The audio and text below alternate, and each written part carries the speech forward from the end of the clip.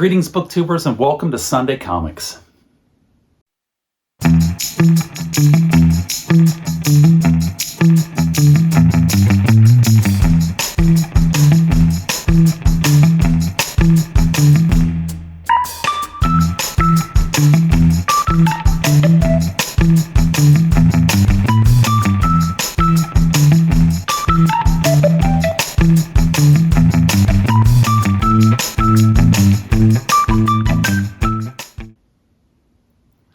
Greetings, booktubers. Welcome back to Grammaticus Books. Welcome to a Sunday Comics edition of Grammaticus Books. And yes, I know that an animated movie from 1978 is technically not a comic book, but it does have hand-drawn art. It does tell a sequential story. So it's close enough for government work, and we're going to roll with it here today on Sunday Comics and Grammaticus Books. And we are today talking about Ralph Bakshi's 1978 masterpiece, his epic animated film from 1978, Lord of the Rings, the first Lord of the Rings that was filmed, the first Lord of the Rings movie. And we're going to compare it to Peter Jackson's Lord of the Rings. I just watched this last night. I had a hankering to get it from the local library. As you can see, this is a library disc. I rewatched it and was amazed at how good this movie is. I watched this originally in the movie theater back in 1978, and my recollection of it was that it was decent, but it wasn't all that great. But rewatching it last night, I was stunned at just how well done this movie is here from 1978. And it's not just pure animation. Ralph Bakshi used rotoscoping, was a technique that was pioneered around this time, where you went out and you did live action filming of your scenes, shooting actors live on the scene, on the stage of the sets. And then you went in and then you animated over the top the actors in order to get it right. And they were filming this back in 1978 with a cast literally of thousands. They had over 1,000 actors at the Siege of Helm's Deep here in this movie, Ralph Bakshi, 1978, Lord of the Rings. And that astounded me as well. And it astounded me on how good it was. Now, is this movie as good or better than Peter Jackson's 2001 absolute masterpiece, a trilogy that is arguably the best trilogy ever made? Well, quite simply put, no, it's not. This is, like I said, this is arguably the best trilogy that's ever been filmed in the history of Hollywood. It is an absolute masterpiece. And Ralph Bakshi's, as good as this is, as entertaining and as epic as this is, it's not better than Peter Jackson's movie from 2001. But that being said, there are parts of this movie here.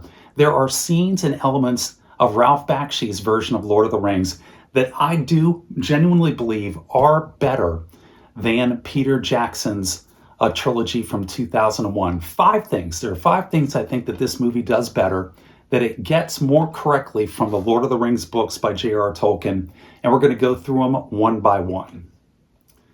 So the first thing that Ralph Bakshi's film does better is it gets the scenery correct. It gets the scenery better than Peter Jackson does in his movie Lord of the Rings.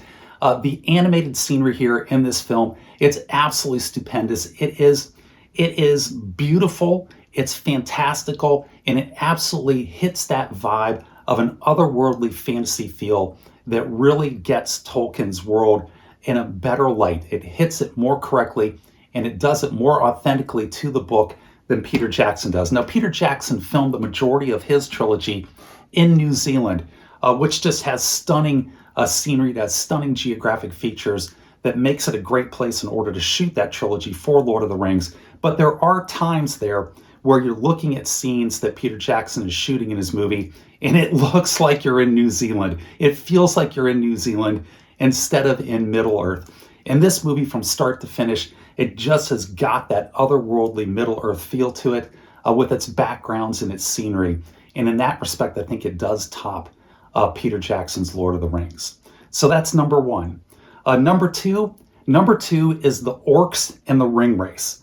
The Orcs and the Ring Race by Bakshi here in his Lord of the Rings are absolutely phenomenal. They are creepy, they are horrific, they get that just terror vibe that Tolkien describes them with so well in his books, and he brings it to the screen here in a very, very faithful adaptation of the presentation, the look of the orcs and the look of the ring riders, the dark riders in the ring race on their Nazgul mounts. And it has this just creepy terror-stricken aspect to it that Peter Jackson doesn't quite get in his live-action film there. He doesn't get that horror element of these deformed, twisted, and perverted beings of evil that have been brought to life by the Dark Lord himself, by Sauron, and sent out into the world of light. And in this movie, Bakshi just nails that feeling to a T. His orcs look exactly like Tolkien describes them in the books. They act exactly like Tolkien described them in the books. The voice acting for them here in Ralph Bakshi's film is phenomenal as well. And the Dark Riders will just send a chill up your spine in the scenes in which they are here in this movie. More so than Peter Jackson's. And Peter Jackson does a phenomenal job. None of this should be construed as a hit on Peter Jackson. I don't think you could have done it any better than Peter Jackson did in a live action film.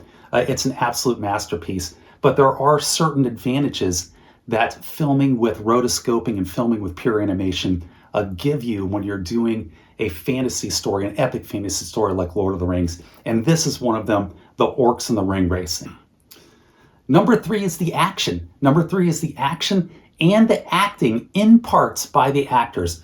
Now, the action in here when you're doing the battle scenes, it's not as polished as Peter Jackson's is. It's not as cinematic as Peter Jackson's action is, but his acting, it comes across in parts as choreographed. And where Ralph Bakshi is doing the action here in 1978, it's got a more of a realism feel to it. They had people crashing into each other, a live action as he was filming these scenes, particularly the Siege of Helm's Deep. And then they rotoscoped or animated over the top of these actors who are beating each other up pretty good and running horses into people. And it has a realism to it. It has a grounding to it, even though it isn't as flashy and as cinematic as Peter Jackson's, that I thought actually made that seem more real and more visceral than Peter Jackson's 2001 trilogy. And I liked it better. The other thing is the expressiveness of the actors here that they're filming here in this 1978 version is just phenomenal. Their gestures, their expressiveness with their hands, and the voice acting, at times it just is a 10 out of 10 in this film. Now, the actors over here were phenomenal. Peter Jackson got everything out of them, but there was just something about the movement, how the actors moved, the gestures that they used, the expressiveness with their hands and their facial features that was just out of this world, particularly with Gollum. And you can see where Peter Jackson studied this film very closely before he filmed his trilogy, particularly when it comes to Gollum. They mimic Gollum's look and Gollum's movements almost identically in Peter Jackson's. Andy Serkis, pardon me, he absolutely took the movements of Gollum here from Bakshi's 1978 film, and he used it as his basis, as his model for how he was going to portray Gollum in Peter Jackson's film, because it's done so well here in this 1978 film. And that's number 3, action and gestures and expressiveness. So that gets us to number 4. And number 4 is The Horrors of War. This is an adult film. Ralph Bakshi filmed an adult movie, an adult interpretation of The Lord of the Rings that was very faithful. He did not do a kid's version, even though it's an animated movie. He didn't do a juvenile version of it. Ralph Bakshi was known for pushing the limits of what you could do in an animation film in terms of its content and making it as adult as possible. And he makes this as faithful to the original book by J.R.R. Tolkien, or books I should say, and it comes out here, particularly when it portrays the horrors of war. In Peter Jackson's trilogy, the battling in there, the combat scenes, at times can become campy. You've got the interplay that's going on between Legolas and Gimli that just turns into camp at parts of the movie, and you never ever get that here in Ralph Bakshi's film.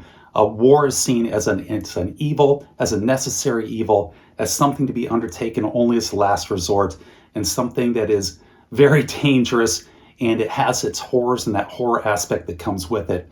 And that comes across very well here in Bakshi's 1978 film. And I think he does do it a little bit better and gets the mood and the feel and the atmosphere of the combat more correct from Tolkien's perspective than Peter Jackson does in his phenomenal filming over here in his trilogy. So number 4, The Horrors of War. And that gets us to the last point, the last thing that I think that Bakshi does superior to Peter Jackson, and that is his directing and his visual framing. Now, Peter Jackson over here again, here's Return of the King. Peter Jackson just does a masterful job in his filming and his directing. This isn't a hit on Peter Jackson at all, but you can see where Peter Jackson studied this film very closely.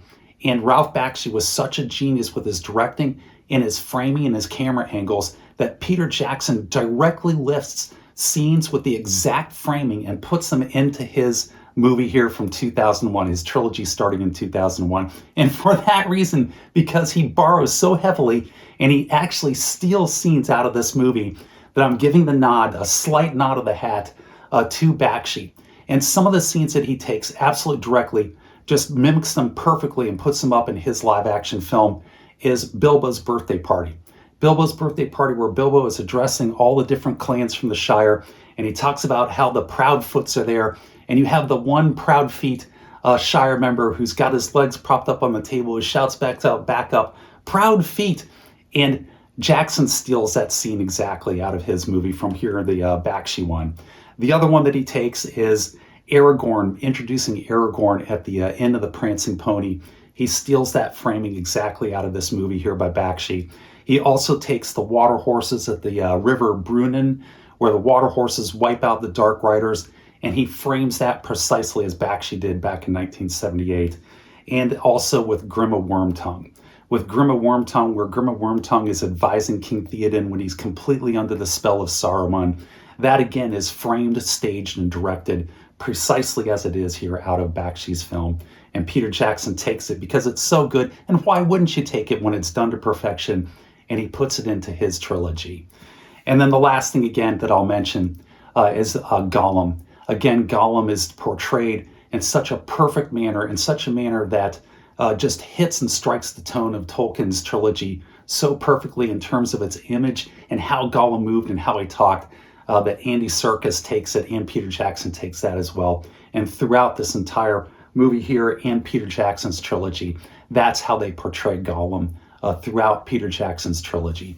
And for that reason, I give Ralph Bakshi the nod there in directing, framing, and staging of the movie back in 1978. And that's number 5. So those are the 5 things that I think that this movie here, Ralph Bakshi's 1978 Lord of the Rings, does better than Peter Jackson's masterful trilogy. Even though, without question, Peter Jackson's trilogy is overall a better movie, a better series than Ralph Bakshi's. It's the greatest trilogy ever filmed.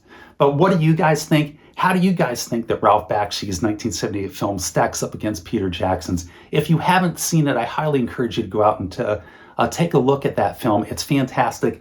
Like I said, I got this from my local library. That's how I would suggest, or probably the easiest and most cost-effective way for you to watch it. And it makes a great compliment to Peter Jackson's masterpiece. And that's it. That is Ralph Bakshi's Lord of the Rings versus Peter Jackson's Lord of the Rings. Let me know what you guys think down in the comments section below. And take care, be safe, and I will catch you guys next time.